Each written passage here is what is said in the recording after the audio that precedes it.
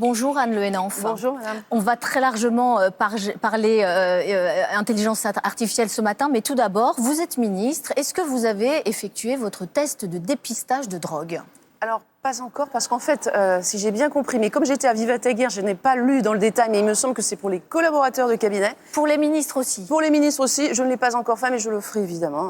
Et donc, Sébastien Lecornu vous charge, vous les ministres, d'organiser ces contrôles. Donc, je rappelle, ce sera des tests salivaires auprès des membres de votre cabinet et de certains hauts fonctionnaires. Vous avez déjà commencé à organiser les choses ? Non, pas du tout. Là, je suis vraiment focalisée sur Vivatech, le plus grand salon tech de l'Europe. Et j'accueille en pays d'honneur l'Allemagne. Donc, je suis à 100% sur le salon Vivatech, mais évidemment, dès que c'est terminé, je mettrai ça en place. Et c'est une bonne mesure pour vous ? Écoutez, de la même manière que moi, dans mon cabinet ou dans mon ministère, l'IA et le numérique, il y a des habilitations secret défense, diffusion restreinte. Il y a une relation de confiance qu'on doit avoir et en l'occurrence, la drogue n'a pas sa place dans un cabinet, c'est certain. Vous le disiez à l'instant, le salon Vivatech dédié à l'innovation technologique et aux start-up se déroule en ce moment à Paris. Mais d'abord, une question toute simple. Qu'est-ce que vous dites aux Français, et ils sont nombreux à avoir peur de l'intelligence artificielle, peur finalement d'être dépassés par la machine ? Je comprends finalement que les citoyens, qui pour certains ne savent pas comment fonctionne l'IA, puissent avoir cette appréhension. Mais moi, je veux être très rassurante dans le discours que j'ai. Puisque de toute façon, nous n'avons pas le choix que d'intégrer l'IA dans nos modèles, dans notre société. Si nous ne le faisons pas, et à notre manière, c'est-à-dire avec une IA qui nous ressemble, qui respecte nos valeurs européennes, ce sont les Chinois qui vont le faire à notre place, ce sont les Américains. Et je ne le souhaite pas. On a la capacité en Europe d'avoir notre propre filière IA. Sur les angoisses, mon rôle, justement, c'est de sensibiliser, de faire de la pédagogie pour rassurer les Français et de le faire notamment avec leur environnement, principalement dans le travail, avec leurs chefs d'entreprise, avec leur direction, avec leur métier, pour leur dire que oui, l'IA va transformer votre métier. Parce que les chiffres, et on comprend que les Français puissent avoir quelques craintes, en France, ce sont plus de 16% des emplois qui sont menacés, divers secteurs, assurance, finance, juridique, édition, presse. Ça fait 5 millions de personnes d'ici à la fin de la décennie. Oui. Donc on comprend cette préoccupation. Alors en fait, moi je pense que l'IA va transformer les métiers, va supprimer des métiers. Ce serait malhonnête de dire le contraire. Par contre, ça va surtout transformer les métiers.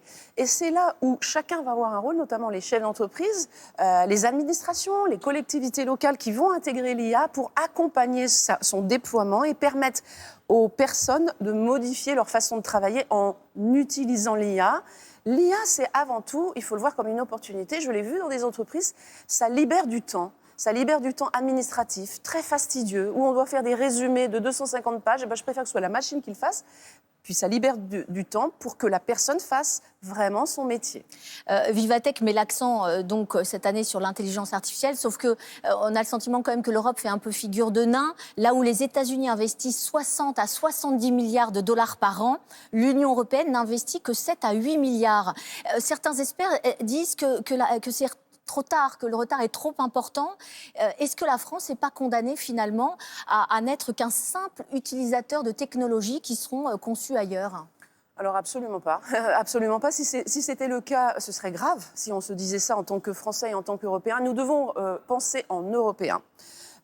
Et nous avons un avantage que peut-être d'autres États qui sont bien avancés sur l'IA, je pense encore à la Chine et je pense encore aux États-Unis, c'est que nous, on a des valeurs en Europe. Et les valeurs que nous défendons, elles sont, à mon sens, assez rapidement, vont entrer dans la compétitivité.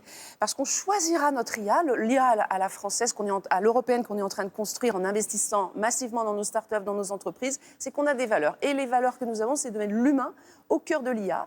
Et on exige, comme on l'a souhaité, et on en a discuté au G7 numérique, une IA éthique, une IA qui respecte l'environnement et une IA qui est également transparente et sécurisée. Donc vous nous dites que l'Union européenne a vraiment la volonté de créer ce qu'on pourrait peut-être appeler un Airbus de l'IA avec des moyens massifs.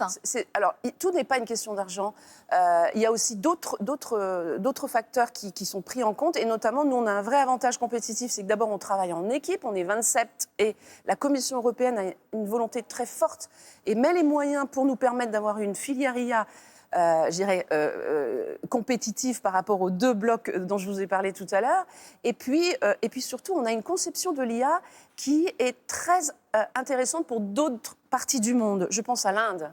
Je pense au Japon, je pense aux pays du Maghreb, qui ont les mêmes valeurs que nous sur la vision de l'IA. Et ça, un avantage également, c'est que nous, on conçoit l'IA par métier. Donc l'IA agentique se développe très vite en Europe et on le supporte beaucoup. Mais de manière très concrète, quand on voit l'échec du projet SCAF, cet avion militaire européen, on voit mal les Européens qui seraient capables de se réunir derrière un géant de l'IA construit de toutes pièces.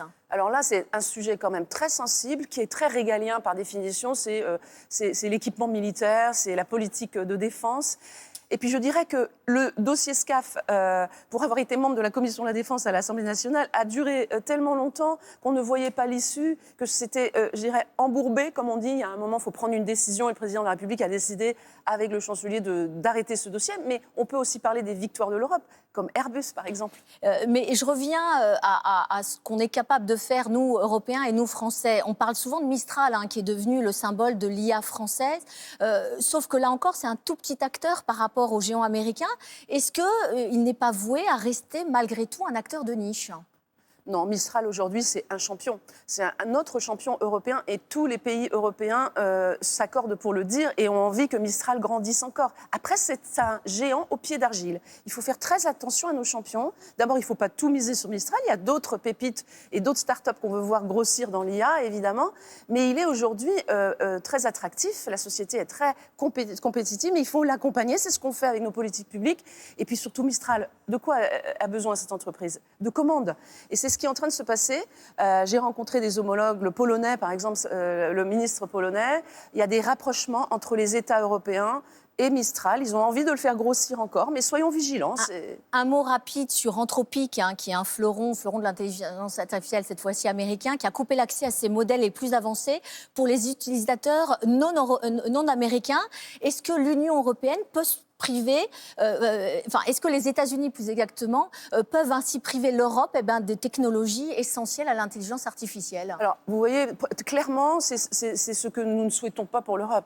Nous ne souhaitons pas être dépendants d'États ou d'entreprises. Donc, nous misons dans l'économie, dans l'accompagnement de la filière, justement, pour pouvoir être autonomes. Parce qu'on n'est pas à l'abri d'une guerre froide de l'IA à ce moment-là. Mais aujourd'hui, l'IA est devenue un instrument de géopolitique et de puissance.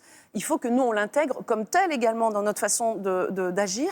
Et puis, Vivatech, justement, qui a lieu cette semaine, qui réunit la tech du monde entier et principalement européenne, elle a cette vocation. Hier, par exemple, j'ai assisté à la signature entre l'INRIA, un centre de recherche français, et Walix, une entreprise de cybersécurité française, pour justement répondre et développer des outils qui permettront de ne plus être dépendants, par exemple, d'Anthropic. Un mot aussi de la protection des mineurs, parce que c'est un sujet central. 16 États membres de l'Union européenne sont partants pour fixer une limite d'âge pour l'utilisation des plateformes. Le G7 numérique en a validé le principe, ça s'est passé fin mai à Paris. Pour la France, c'est 15 ans. Il y a d'autres États qui plaident pour 14 ou 16 ans. Qui va fixer l'âge et surtout quand ? Alors, la Commission européenne et notamment un règlement européen qui s'appelle le DSA nous permet aujourd'hui, en tant que nation, les 27 pays, de fixer un âge. C'est une sorte de norme sociale. Nous, la France, on a choisi 15 ans. Nos amis espagnols, 16. D'autres, ce sera 13, vous l'avez dit. Le principal, pour l'instant, pour nous, la priorité, c'est d'appliquer une majorité en France, puisque le DSA nous le permet. Évidemment, l'Europe, en parallèle, avance sur une majorité européenne. Dès que ce sera acté, voté au niveau européen, on s'alignera. Le président de la République a été clair là-dessus vis-à-vis de Ursula von der Leyen. On se conformera à l'âge européen. Mais pour l'instant, on va créer notre âge en français. Un tout dernier mot, dans un an, c'est la présidentielle. Vous êtes proche, on peut le dire comme ça, d'Édouard Philippe. Oui. Vous faites partie d'Horizon. Il a reconnu qu'il tâtonne en matière d'intelligence artificielle. Ce n'est pas un handicap de tâtonner dans ce domaine-là quand on veut être candidat à la présidentielle ? Je peux vous dire qu'Édouard Philippe ne tâtonne pas du tout en matière d'IA et je rappelle que c'est lui qui a lancé la stratégie nationale IA en 2018 à la volonté du président de la République lorsqu'il était Premier ministre. Donc il ne tâtonne pas. Après, c'est un citoyen comme les autres, Édouard Philippe, et il utilise l'IA à un niveau personnel, comme chacun d'entre nous, à plus ou moins des niveaux élevés. Et puis, je dirais que ce qui compte, c'est ce qu'il va porter comme ambition pour la France. Après, comment il l'utilise, ça, c'est un autre sujet. Merci beaucoup, Anne Le Henanff. Bonne journée à vous. Merci.